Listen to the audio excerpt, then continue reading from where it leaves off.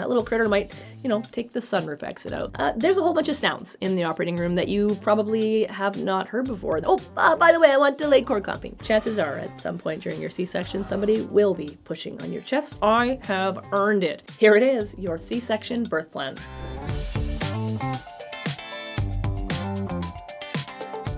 We've already talked about the fact that most people, they go in if they're having their first baby hoping for a vaginal birth. But we also know that in childbirth, things rarely follow a blueprint. And for one reason or another, for the health and safety of you and your baby, you may end up giving birth by C-section. That little critter might, take the sunroof exit out. So I think it's a great idea to not only create a birth wish list if you are having a vaginal birth, but also to look through your options and really think about them and create a birth wish list or a birth plan for a C-section birth. And I asked you if you wanted it, and y'all said, yes, absolutely, we want this video. So here it is. These are going to be the 7 things that I would include on my birth wish list if I were having a cesarean section.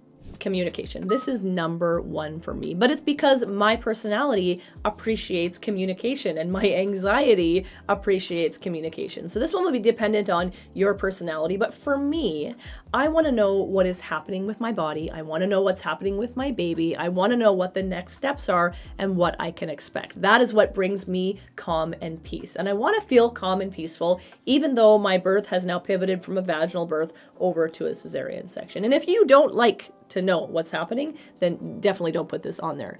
But a lot of times, especially when we go from being in labor to being in the operating room, things can get moving quite quickly. And sometimes the staff might not key in that you need that communication. So I always like to pop that on my birth wish list because, hey, I want to know, when are we going? Why are we going? What's happening next? What are you doing down there? You're putting in a catheter. You're shaving my pubic hair. What is happening? I don't want any surprises. Also, in the cesarean section, I would love for my doctor to communicate with me and tell me what is happening. What are they doing? How much longer till baby is here? What might I feel? Because there's going to be some things that you might feel during a cesarean section. Even though you're not feeling pinching and pain, you're going to feel things like pulling and sort of rummaging on in your insides. And I want to know that those things are coming before they come so that I am not surprised. Like, hey, you're about to feel like someone is pushing on your chest like an elephant and you might feel short of breath because chances are at some point during your C-section, somebody will be pushing on your chest to help your baby come out of that incision. So communication,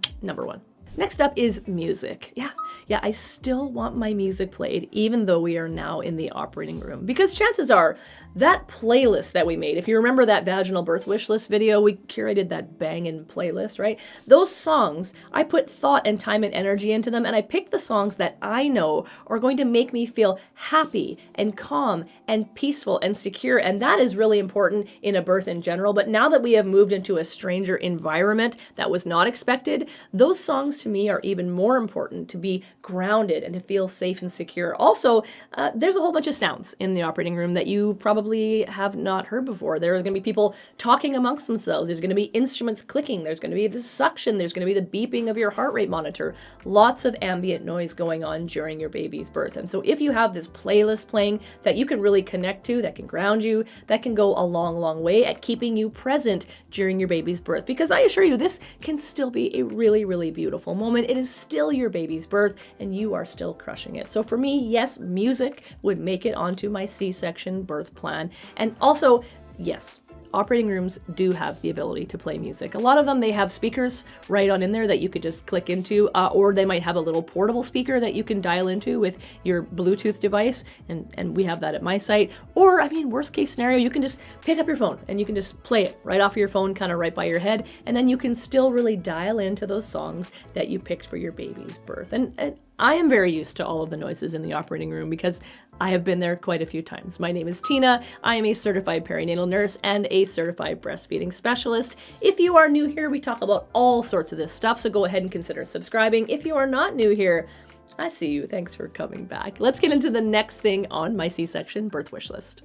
During my C-section, if it's available, because not all sites have this, I would like a clear drape to be used. So I can actually visualize what's happening to my body and my baby as they are being born. And if it's not an option, when my baby's about to be born, I would love for that drape, that's usually blue, sometimes it's green, to be dropped down so I can actually see my baby being born, because that's what would make me feel really, really good about my baby's birth and my experience. Because if I were giving birth vaginally, I would want to watch baby come out and be born. And it's the same thing for me in a C-section. I want to watch baby come out. So that drape could be dropped and you could watch baby being born. Again, if you're squeamish and you're not into it, this is totally fine. This is completely optional. This is just what I would prefer. Also, my partner, not squeamish at all. He is a physician. So I would want him to take lots of pictures of baby coming out of my body being born, because that is still their birth. And I still want to remember that moment forever. Also, remember that pictures can always be deleted, but you can't go back and redo the C-section and take those pictures later on.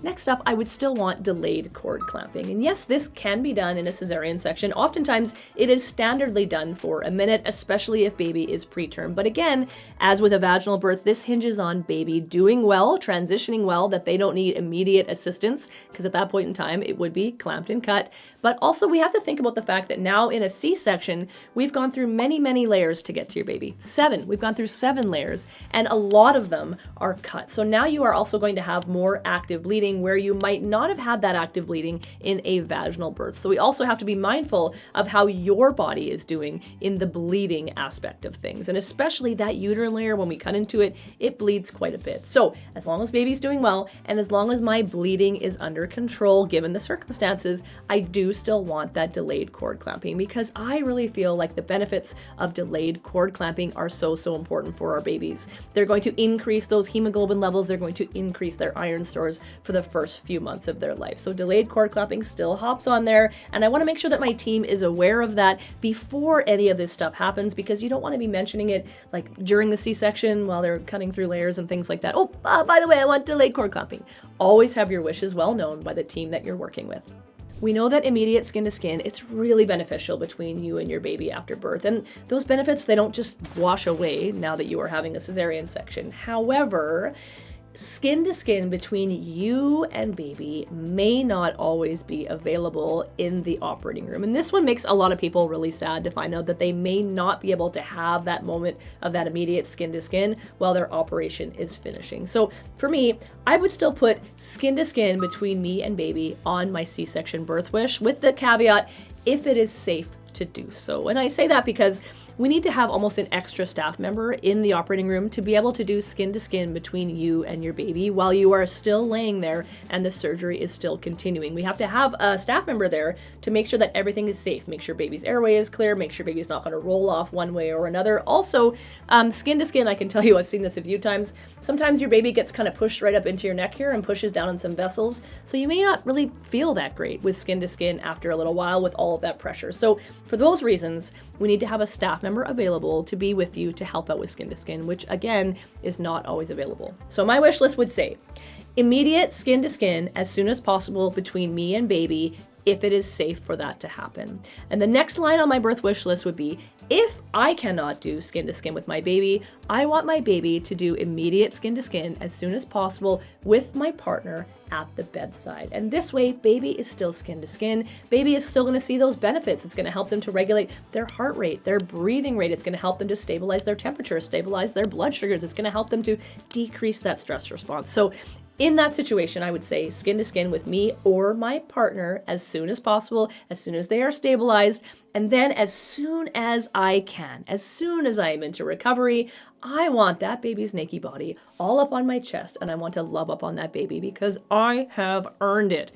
That goes on the list. In keeping with the skin to skin stuff, I would also put on my birth wish list that I would like to latch and breastfeed my baby as soon as I am able to. Like, I breastfed all of my other babies. If I had another baby, I would want to breastfeed them as well. So this would be on my list. This likely won't happen while you're in the operating room. There's just too many things going on, and they're closing everything up. They're pulling down drapes. We're rolling you side to side to get you cleaned up. But as soon as you are over in recovery, breastfeeding is definitely available to you as soon as baby is showing you those signs of readiness. And we know So that latching baby as soon as possible within that first hour of birth is really, really beneficial for your breastfeeding journey, regardless of how you give birth. But it may actually be even more important if your baby bailed out of your abdomen, because we know with C-sections, sometimes there can be a little bit of a delay in your milk transitioning from colostrum to whole milk. So on my list, I would say I would like to latch baby as soon as possible, and then please help me with breastfeeding if I'm having issues due to the spinal, because sometimes it can be hard to move your body around in bed when you can't feel your legs. So you can definitely put on there that you would like some help.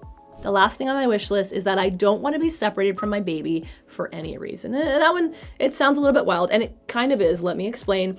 If you are laying there and you are having an operation done to you and you have a spinal and your baby has to go somewhere, obviously you're not gonna like get up and be like, just a second, and follow your baby. Okay, we know that. So on my birth wish list, I would say, if my baby has to go out of the room or if my baby has to transfer to the NICU, my partner is to accompany the baby. That makes a lot more sense in those beginning times right after your operation, because you're not going to be mobile.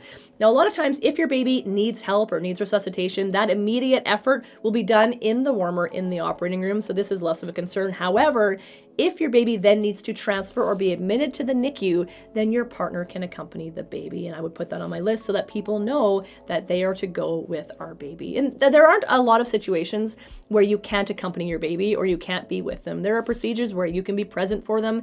And then if your baby goes to the NICU and needs a lot of care, you basically can still be there, but you may have to take a step back and remember that these people are trying to help your baby and you need to give them a lot of space, but you can be with your baby, discuss that with your team, and make sure that they are aware. So there you go, lucky number 7, the things I would put on my C-section birth plan. If you missed the vaginal birth plan, that video is right here for you. If you like this one, give it a thumbs up, consider subscribing and sticking around. And as always, be happy, stay healthy, have fun.